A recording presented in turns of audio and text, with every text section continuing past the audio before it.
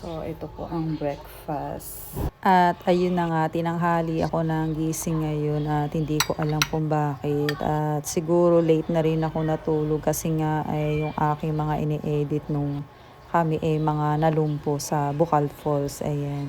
Pagkatapos nga ng breakfast, di ito nga ako nga ay nagtimpla nga ng kape. Ayan.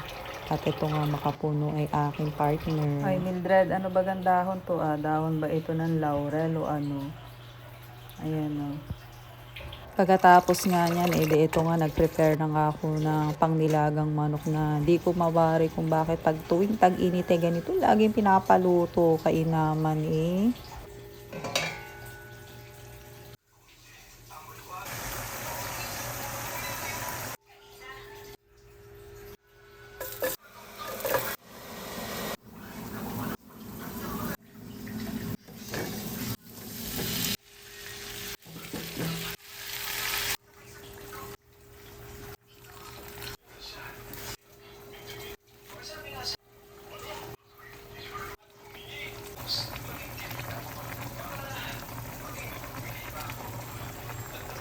Ay di eto na nga naluto na nga pagkatapos nga niyan ako nga ay lumabas at ito nga mag-iinang bantamay napaka-cute nila talaga. Ayan.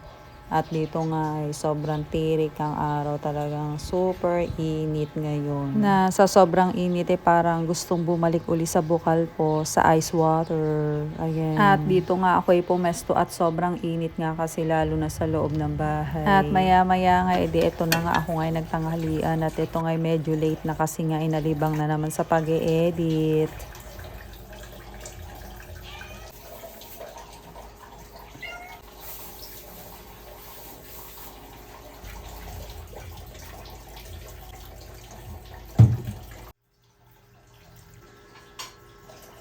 At ito namang si Pachi, ayan dumadali.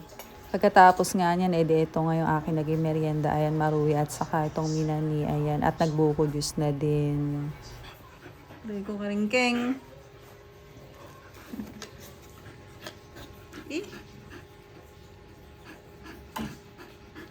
Naku.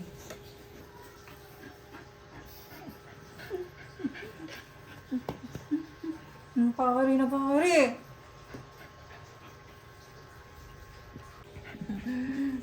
Kiri-kiri yan. Kiring-kiring ka ba? Huwag ka dyan. Ang pakakiri.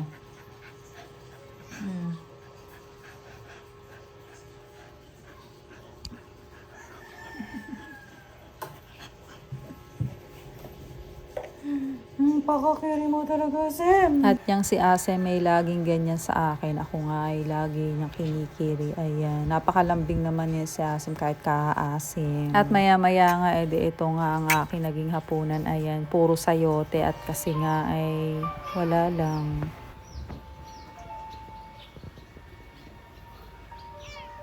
Hoy, di ayan na nga, gabi na naman. At ayun lang naman ang aking buong maghapon. Ayan, walang ginawa kundi mag-e-edit at tapos na iyon.